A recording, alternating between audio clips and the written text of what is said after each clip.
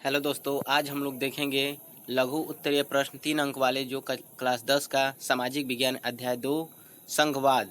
संघवाद जो है आपका अध्याय 2, ठीक है। 2023 बोर्ड परीक्षा के लिए बहुत ही महत्वपूर्ण क्वेश्चन है। तो आइए देखते हैं आज का पहला क्वेश्चन। पहला क्वेश्चन है, भारत की भाषा नीति क्या है? भारत की भाषा नीति क्या है? तो देखिए इसका उत्तर है, भाषा नीति निम्न प्रकार से है।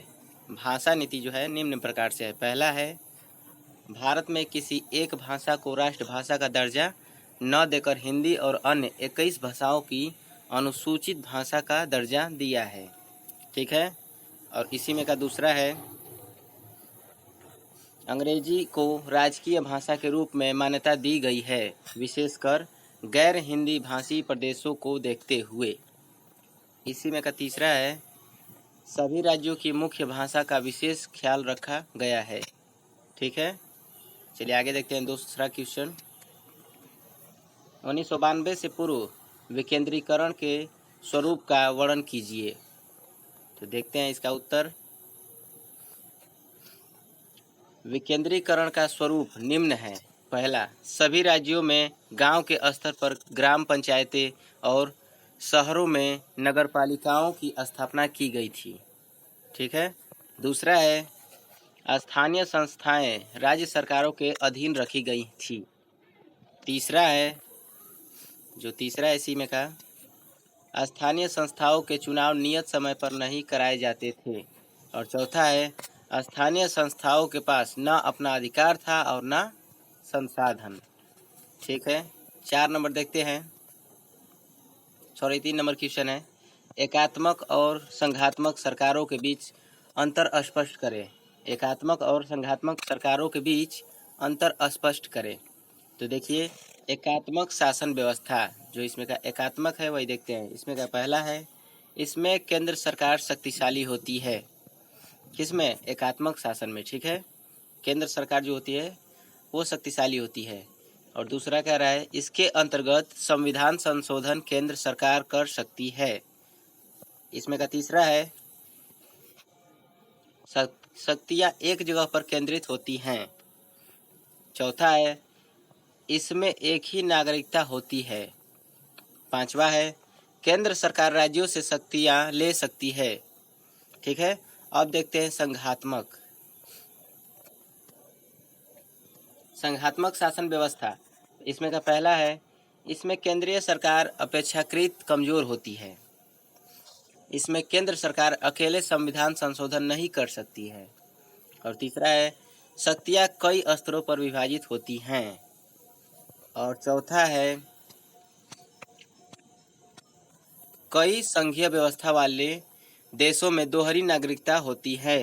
कई संघीय व्यवस्था वाले देशों में दोहरी नागरिकता होती हैं। 5 नंबर है, दोनों स्तर की सरकारें अपने अधिकार के क्षेत्र में स्वतंत्र होती हैं, ठीक है।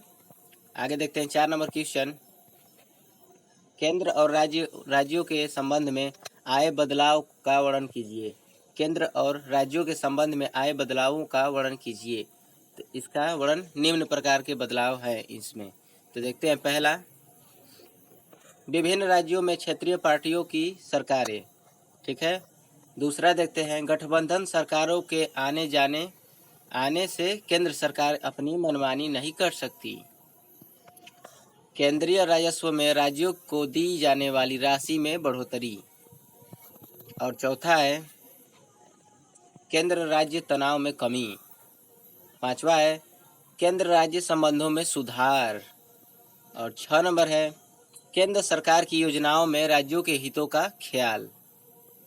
चलिए आगे देखते हैं 5 नंबर क्वेश्चन, पंचायतों की मुख्य परेशानियों का वर्णन करें।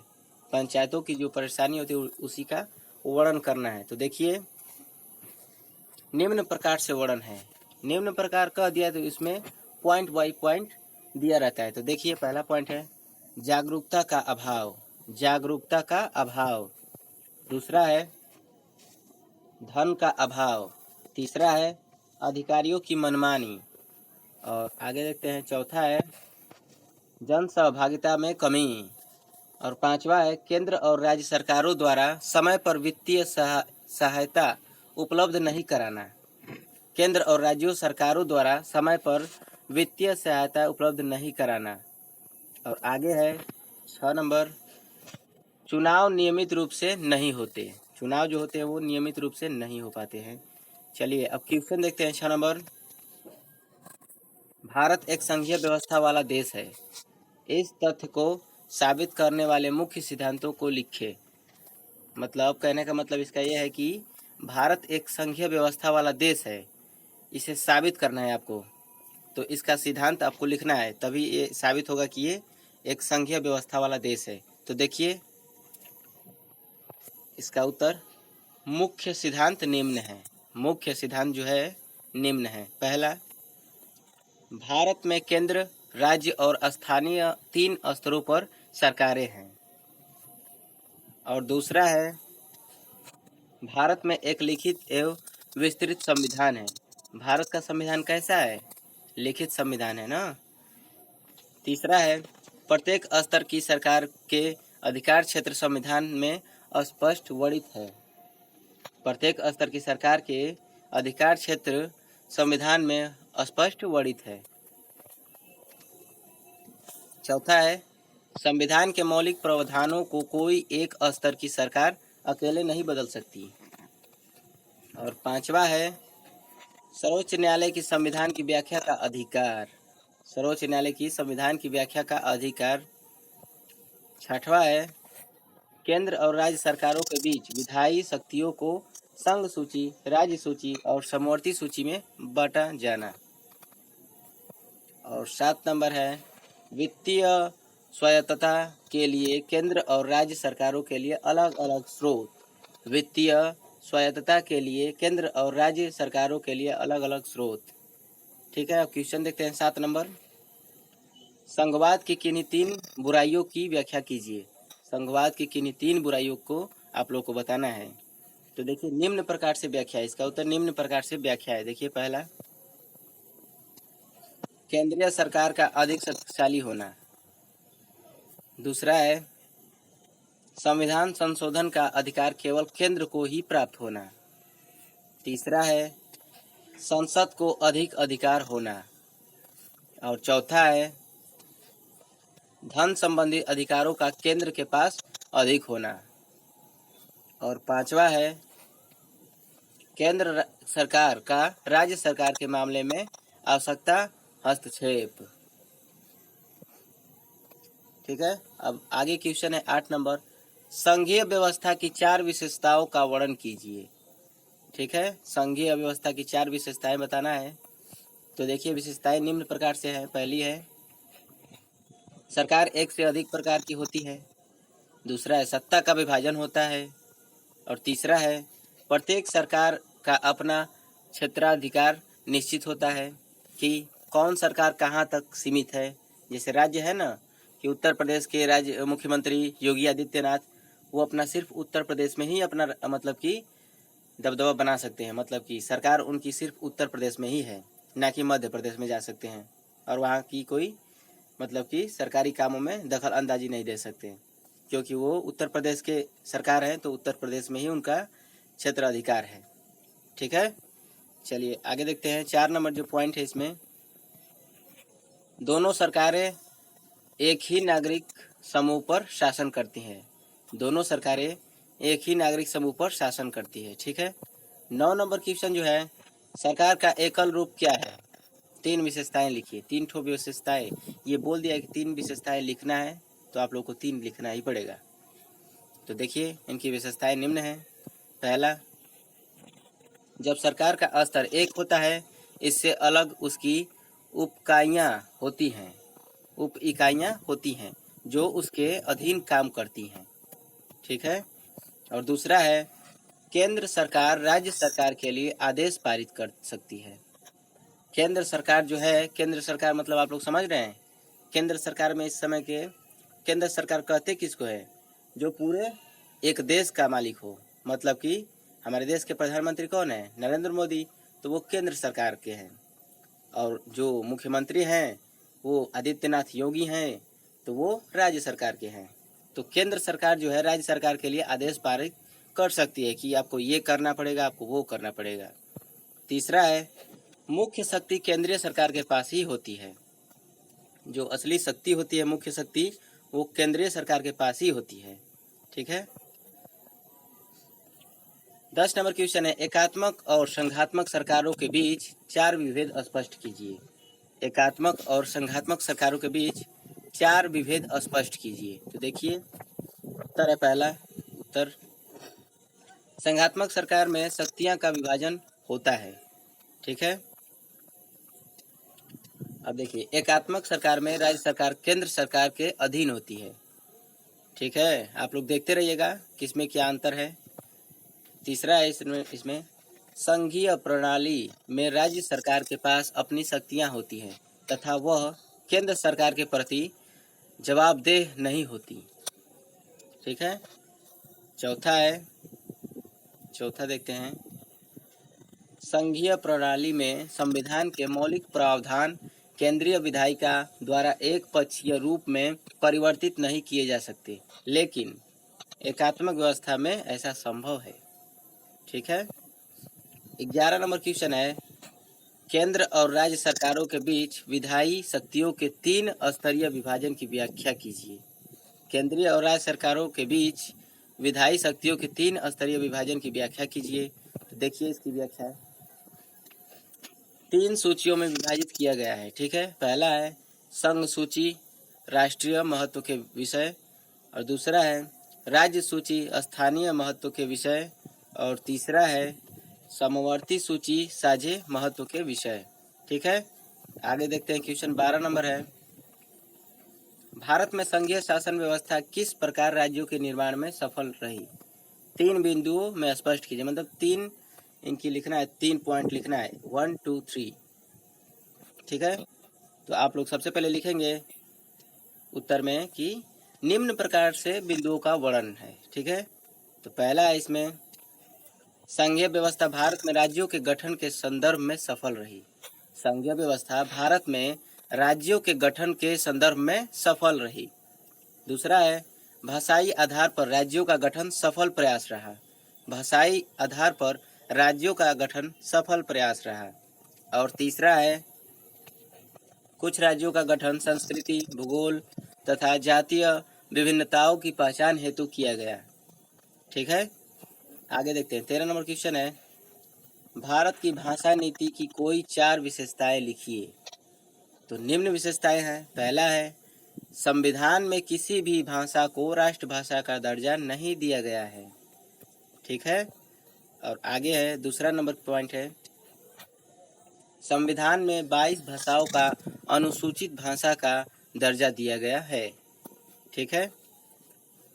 3 नंबर है, केंद्र सरकार के हिंदी के साथ अंग्रेजी को राजकीय कामों में प्रयोग की अनुमति दे दी है। केंद्र सरकार ने हिंदी के साथ अंग्रेजी को राजकीय कामों में प्रयोग की अनुमति दे दी है। ठीक है। और 4 नंबर है, हिंदी को बढ़ावा देने की केंद्र सरकार की नीति है, लेकिन दूसरे राज्यों पर हिंदी को थोपा नहीं जा सकता है। ठीक है। 14 नंबर है, विकेंद्रीकरण के क्या लाभ है। कोई 3 लाभ बताना है। ठीक है। तो इनके निम्न लाभ है, इनके निम्न प्रकार से लाभ है। तो पहला देखते हैं, विकेंद्रीकरण का अर्थ है सत्ता का बंटवारा। विकेंद्रीकरण का अर्थ है सत्ता का बंटवारा। ठीक है। आगे देखते हैं 2 नंबर, विकेंद्रीकरण से तानाशाही प्रवृत्ति की समाप्ति होती है। विकेंद्रीकरण से तानाशाही प्रवृत्ति की समाप्ति होती है। और तीसरा है, स्थानीय स्तर पर समस्याओं का समाधान हो सकता है। स्थानीय स्तर पर समस्याओं का समाधान हो सकता है। और चौथा है, प्रजातांत्रिक मूल्यों को शक्ति मिलती है। प्रजातांत्रिक मूल्यों को शक्ति मिलती है। ठीक है। तो इसमें से आप लोग को 3 ही लाभ लिखना है, एक ठो आप लोग को ज़्यादा दे दिया गया है, फिर भी आप लोग कोई भी 3 लिख सकते हैं। ठीक है। 15 नंबर क्वेश्चन है, 1992 के संविधान संशोधन द्वारा हमारे देश में सरकार के तीसरे स्तर को अधिक प्रभावशाली क्यों बनाया गया है। 1992 के संविधान संशोधन द्वारा हमारे देश में सरकार के तीसरे स्तर को अधिक प्रभावशाली क्यों बनाया गया। तो देखते हैं क्यों बनाया गया। पहला इसमें गांव, प्रखंड तथा जिला स्तर पर स्थानीय सरकार का निर्माण, और दूसरा है स्थानीय लोगों को सत्ता में शामिल करके देश के विकास में सहायक बनाया गया। ठीक है। 3 नंबर पॉइंट है महिलाओं, अनुसूचित जातियों तथा पिछड़े वर्ग के लिए आरक्षण की व्यवस्था। चौथा है स्थानीय स्तर पर समस्याओं का शीघ्र निपटारा। ठीक है। देखिए 16 नंबर क्वेश्चन कह रहा है भारत में पंचायती राज की 3 विशेषताओं का वर्णन कीजिए। भारत में पंचायती राज की 3 विशेषताओं का वर्णन करना है। तो देखिए निम्न प्रकार से वर्णन है। पहला है स्थानीय स्तर पर सरकारों का गठन। स्थानीय स्तर पर सरकारों का गठन। दूसरा है समस्याओं का स्थानीय स्तर पर निपटारा। समस्याओं का स्थानीय स्तर पर निपटारा। तीसरा है समय तथा धन की बचत। समय तथा धन की बचत। चौथा है स्थानीय लोगों को अपनी जिम्मेदारी का एहसास और जागरूकता। स्थानीय लोगों को अपनी जिम्मेदारी का एहसास और जागरूकता। ठीक है। 17 नंबर क्वेश्चन कह रहा है केंद्र और राज्यों के संबंधों में आए बदलाव का वर्णन कीजिए। केंद्र और राज्यों के संबंधों में आए बदलाव का वर्णन करना है। तो देखिए उत्तर निम्न प्रकार से बदलाव आए। पहला है राज्य में क्षेत्रीय पार्टियों द्वारा सरकार का गठन। राज्य में क्षेत्रीय पार्टियों द्वारा सरकारों का गठन। और दूसरा है गठबंधन सरकारों का आगमन, जिससे केंद्र सरकारें मनमानी नहीं कर सकती। गठबंधन सरकारों का आगमन, जिससे केंद्र सरकार मनमानी नहीं कर सकती। तीसरा नंबर कह रहा है केंद्र राज्यों के बीच तनाव में कमी। केंद्र राज्यों के बीच तनाव में कमी। और चौथा है केंद्र और राज्यों के संबंधों में सुधार। केंद्र और राज्यों के संबंधों में सुधार। देखिए 18 नंबर क्वेश्चन कह रहा है पंचायतों की 3 परेशानियों का वर्णन कीजिए। पंचायतों के 3 परेशानियों का वर्णन कीजिए। तो देखिए इसका उत्तर पंचायतों की 5 परेशानियां निम्न है। पहला जागरूकता का अभाव। दूसरा पंचायतों के चुनाव से। तीसरा गुटबंदी की शुरुआत। चौथा धन का अभाव। और पांचवा है अधिकारियों की मनमानी। आप लोग याद रखिएगा, फिर से पढ़ लेना एक बार, देख लेते हैं फिर से एक बार। जागरूकता का अभाव, दूसरा है पंचायतों के चुनाव से, तीसरा है गुटबंदी की शुरुआत, चौथा है धन का अभाव और पांचवा है अधिकारियों की मनमानी। ठीक है, आगे बढ़ते हैं।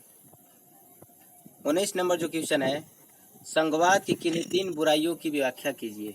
संघवाद की किन्हीं 3 बुराइयों की व्याख्या कीजिए। तो कर दिया जाए बुराइयां। तो देखिए इसका उत्तर है संघवाद की बुराइयां निम्न हैं। क्या क्या हैं देख लेते हैं। पहला है केंद्रीय व्यवस्था का अधिक प्रभावशाली होना। केंद्रीय व्यवस्था का अधिक प्रभावशाली होना। दूसरा है संविधान संशोधन का अधिकार केवल केंद्र को ही प्राप्त है। संविधान संशोधन का अधिकार केवल केंद्र को ही प्राप्त है। ठीक है।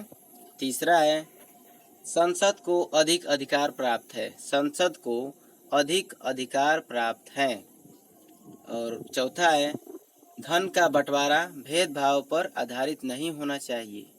धन का बंटवारा भेदभाव पर आधारित नहीं होना चाहिए।